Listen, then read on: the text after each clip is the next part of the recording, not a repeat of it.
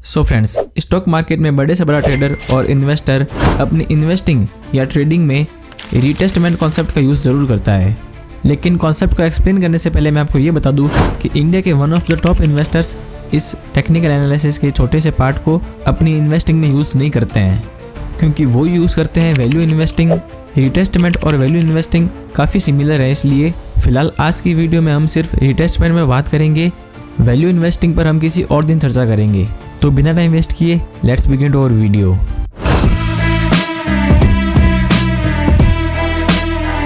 तो friends, market में price किसी इंपॉर्टेंट लेवल को तोड़कर ऊपर या नीचे जाता है तो अधिकतर बार प्राइस उस लेवल पर वापस रीटेस्ट करने आता है और वहीं पे हमको अपनी एंट्री बनानी होती है ताकि हम मार्केट में आने वाले बड़े मूव्स को एंजॉय कर सकें। तो फ्रेंड्स, मार्केट में इसको कैसे यूज़ करना है, कितना हमको रिस्क टू रिवॉर्ड रेशियो रखना है और कैसे हमको एक बढ़िया एंट्री मिलेगी, आइए उनको भी जान लेते हैं। तो फ्रेंड्स, अगर आपको इस कॉन्सेप्ट को यूज़ करना है तो आपको सपोर्ट एंड रेजिस्टेंस को मार्क करना आना चाहिए। अगर आपको वो मार्क करना नहीं आता तो आप टेंशन मत लो, हमारे पास उसका भी एक सॉल्यूशन है। और दूसरी सबसे इंपॉर्टेंट बात यह है कि कैसे हम इस सेम कॉन्सेप्ट को यूज़ करके एक कंटिन्यू और एक रिवर्सल ट्रेड को प्लान कर सकते हैं, विच मीन्स कि मार्केट चाहे ऊपर जाए चाहे नीचे, पैसा आपकी जेब में आना तय है। फटाफट से बिना टाइम वेस्ट किए चलते हैं चार्ट पर और समझते हैं इस कॉन्सेप्ट को। सो फ्रेंड्स, अभी मैंने आपके सामने ओपन कर लिया है निफ्टी 50 का चार्ट और आप देख सकते हैं कि इसमें किसी भी तरह का सपोर्ट और रेजिस्टेंस मार्क नहीं किया गया है। तो फ्रेंड्स, जैसा कि हमारी कंडीशन थी कि हमको इस कॉन्सेप्ट को समझने के लिए सबसे पहले सपोर्ट और रेजिस्टेंस को मार्क करना आना चाहिए। तो जिनको भी सपोर्ट और रेजिस्टेंस मार्क करना नहीं आता उनको सिंपली इस इंडिकेटर वाले सेक्शन पर जाना है और टेक्निकल्स के अंदर जाने के बाद हमको यहाँ पे सर्च करना है pivot point standard. Pivot point standard को सेलेक्ट करने के बाद में आप देख सकते हैं कि हमारे चार्ट पर ऑटोमेटिक सपोर्ट और रेजिस्टेंस ड्रॉ हो चुके हैं। तो फ्रेंड्स, हमारे सामने सपोर्ट और रेजिस्टेंस आने के बाद में मैं आपको बता देता हूँ कि हमारे कॉन्सेप्ट वर्क कैसे करता है। मान लीजिए प्राइस ने यहाँ पे किसी इंपॉर्टेंट लेवल का ब्रेकआउट या फिर ब्रेकडाउन कर दिया है और अधिकतर ट्रेडर क्या करते हैं कि इसके डायरेक्ट ब्रेकआउट पे अपनी एंट्री बना के बैठ जाएंगे, लेकिन हमको ऐसा नहीं करना है। हमको एक्चुअल में करना क्या है, जब प्राइस किसी इंपॉर्टेंट लेवल का ब्रेकआउट या फिर ब्रेकडाउन करे तो हमको वेट करना है कि प्राइस कब उस लेवल पर वापस रिटेस्ट करने आए। जब प्राइस वहाँ पे रिटेस्ट करने आएगा तो हमको रिवर्सल कैंडलस्टिक्स, चार्ट पैटर्न या एक रेंज कंसोलिडेशन का वेट करना है। अगर मार्केट इन तीनों में से कुछ भी एक हरकत करता है तो वहाँ से हमारी एक अच्छी एंट्री बन सकती है। सो फ्रेंड्स, अगर आपको ये टॉपिक 0.1% भी समझ में आ गया तो मैं डेफिनेटली श्योर हूँ कि आपको रियल मार्केट में इसको ट्रेड करना आ जाएगा। तो बिना टाइम वेस्ट किए चलते हैं हमारे रियल चार्ट पे। सो फ्रेंड्स, जो आज का हमारा मेथड है रीटेस्टमेंट, इसको हम मेनली आज दो मेथड से समझेंगे। पहला मेथड क्या है, एक कंटिन्यू, और दूसरा मेथड है रिवर्सल। इन दो मेथड के बेस पे हम इस कॉन्सेप्ट को समझेंगे। अगर आपको याद हो तो मैंने आपको स्टार्टिंग में बोला था कि चाहे मार्केट ऊपर जाए चाहे नीचे जाए, पैसा आपकी जेब में आना तय है। तो ये वो दोनों मेथड ही है। कॉन्टिन्यूस मेथड में कुछ ऐसा होता है कि मार्केट गिरता आ रहा है और प्राइस ने अपने सपोर्ट एरिया पर एक सपोर्ट लिया और वापस से मार्केट गिरता गया। और रिवर्सल मेथड में कुछ ऐसा होता है कि मार्केट गिरता आ रहा है और उसने अपने सपोर्ट एरिया पर एक सपोर्ट लिया और वहाँ से मार्केट वापस रिवर्स हो गया। सो फ्रेंड्स, अगर आप इसमें देखोगे तो मार्केट पहले से गिरता आ रहा था और उसने इस वाले सपोर्ट एरिया पर सपोर्ट लिया और वापस से इसका ब्रेकडाउन करके वापस नीचे गिर गया।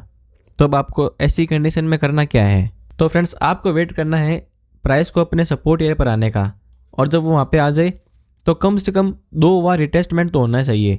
तो आप देख सकते हैं यहाँ पे 1-2 बार, और जब इसका ब्रेकडाउन हुआ तो वहीं पे आपकी एंट्री बन गई। लगभग इस एरिया के पास आपकी एंट्री बन गई और यहाँ पे आपकी एंट्री बनने के बाद लास्ट स्विंग का स्टॉप लॉस और आप टारगेट देख सकते हैं। नहीं, आप खुद ही देखिए, कोई 1:4 का रिस्क टू रिवॉर्ड रेशियो। और इस केस में आप देख सकते हैं कि मार्केट फिर से गिरता आ रहा था और प्राइस ने भी कम से कम 2 बार अपने सपोर्ट एरिया पर रिटेस्ट किया है।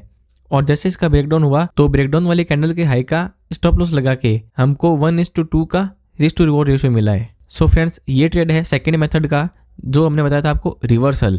इसमें क्या हुआ कि इस सपोर्ट एरिया के पास में मार्केट ने एक चार्ट पैटर्न का फॉर्मेशन किया जो कि है डिसेंडिंग ट्रायंगल पैटर्न, और जब इसका ब्रेकआउट हुआ तो आप देख सकते हैं कि मार्केट कितना ऊपर भाग गया है। और इस ट्रेड में भी हमारा RR था 1:3। सो फ्रेंड्स, ये है आज का लाइव मार्केट और आप देख सकते हैं कि सुबह सुबह मार्केट में क्या हरकत हुई है।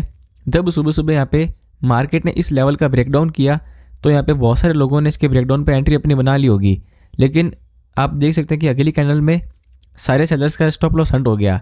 लेकिन मैंने आपको क्या बोला था कि हमको डायरेक्ट ब्रेकडाउन पे एंट्री नहीं लेनी है, हमको वेट करना है उसी लेवल पर प्राइस को रिट्रेस करने का। प्राइस ने यहाँ पे रिट्रेस किया तो तो हमारे यहाँ पे एंट्री बन गई इसके ब्रेकडाउन पे, और जो यहाँ पे रेंज बनी है इसके ब्रेकडाउन पे हमारी यहाँ पे एंट्री हो गई। और आप देख सकते हैं कि कितना शार्प फॉल हमको मिला है, और इसमें हमको टारगेट रखना था नेक्स्ट सपोर्ट पे। सो फ्रेंड्स, आप एक और एग्जांपल देखिए आज के मार्केट का। आज क्या हुआ कि मार्केट में सेलिंग प्रेशर बहुत ज़्यादा था, तो मार्केट ने अपने पिवट पॉइंट पर सपोर्ट लिया।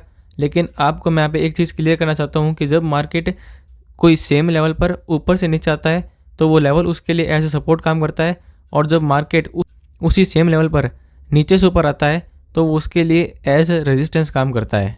और जैसा कि हमारा सेकंड पॉइंट था कि एटलीस्ट सेम लेवल पर एटलीस्ट मार्केट 2 बार तो रिटेस्ट करना चाहिए। तो यहाँ पे देखें तो 1 बार 2 बार ऑलरेडी हो चुका है, और फिर जब मार्केट में ब्रेकआउट हुआ तो वापस मार्केट अपने लेवल पर रिटेस्ट करना आया, और जब इस रिटेस्टमेंट का ब्रेकआउट हुआ तो मार्केट ने एक अच्छा मूव दिया है। सो फ्रेंड्स, ये तो हो गई हमारी फर्स्ट कंडीशन।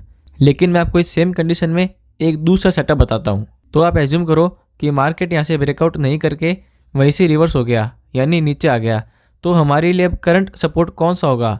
ये वाला होगा, क्योंकि यहाँ से मार्केट ने 2 बार ऑलरेडी रिटेस्ट कर दिया है। तो अब आपके लिए एक सामने चैलेंज आ गया है कि आपको इस सपोर्ट पे ट्रेड करना होगा। और आपको ट्रेड कैसे पकड़नी है ये मैंने आपको पहले बताया था कि कुछ रिवर्सल कैंडलस्टिक्स पैटर्न, कुछ चार्ट पैटर्न्स, या range consolidation. So friends, last में एक लाइव एग्जांपल देखते हैं जिससे आपको एक कंप्लीट एनालिसिस का पता लग जाएगा। तो सामने मैंने पिवट पॉइंट लगा दिया है, और सामने हमको दिख रहा है R1 यानी रेजिस्टेंस 1, और हमको वेट करना है प्राइस को अपने रेजिस्टेंस तक पहुंचने का। ये देखिए प्राइस अपने रेजिस्टेंस एरिया पर एक बार टच कर चुका है, और मार्केट ने यहाँ पे एक और बार रीटेस्ट कर लिया है, और यहाँ पे मार्केट का ब्रेकआउट हो गया है। लेकिन मैंने आपको क्या बोला था कि जब भी मार्केट का डायरेक्ट ब्रेकआउट हो, डायरेक्ट ब्रेकआउट पे ट्रेड नहीं करनी है। आप देख सकते हैं मार्केट ने उस ब्रेकआउट का भी वापस रिटेस्टमेंट किया है। अब आप देखिए, जब इस रेजिस्टेंस के पास में एक रेंज बनी, तो मैंने आपको पहले बोला था कि जब भी एक रेंज का ब्रेकडाउन हो तो वहाँ पे हमको एक एंट्री लेनी है। तो जैसे कि इस रेंज का जब ब्रेकडाउन हुआ इस वाली कैंडल पे, तो हमारे यहाँ पे एंट्री बन चुकी थी, और हमारा स्टॉप लॉस लग गया है इस कैंडल के ऊपर का। अब देखते हैं आगे क्या होता है। अब आप देख सकते हैं कि मार्केट में कितना शार्प फॉल आया है। ये क्यों हुआ?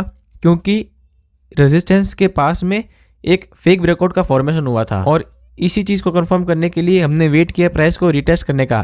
क्योंकि अगर ये रियल ब्रेकआउट होता तो मार्केट वहाँ से डायरेक्ट ऊपर जाता, ना कि नीचे। ये सिर्फ बायर्स को ट्रैप करने के लिए बनाया गया था, लेकिन हमने यहाँ पर सेलिंग करके एक अच्छा खासा मूव कैप्चर कर लिया है। सो फ्रेंड्स, मैंने आज की वीडियो में आपको बताया कि कैसे आप रिटेस्टमेंट का यूज़ करके एक अच्छा खासा वॉल्यूम वाला ट्रेड पकड़ सकते हो। लेकिन इससे होगा क्या? आपको मार्केट को देना पड़ेगा 20 पॉइंट का स्टॉप लॉस, लेकिन एक्सचेंज में आपको मिलेगा 50 पॉइंट का टारगेट, 60 पॉइंट का टारगेट। क्योंकि जब आपके लॉसेस कम होने शुरू हो जाएंगे तो ऑटोमेटिकली आप स्टॉक मार्केट में एक प्रॉफिटेबल ट्रेडर बनने लग जाओगे। तो फ्रेंड्स, ऐसे ही धमाकेदार कॉन्सेप्ट्स और स्ट्रेटेजीज को सीखने के लिए make sure subscribe our channel the trillion trades. Thank you.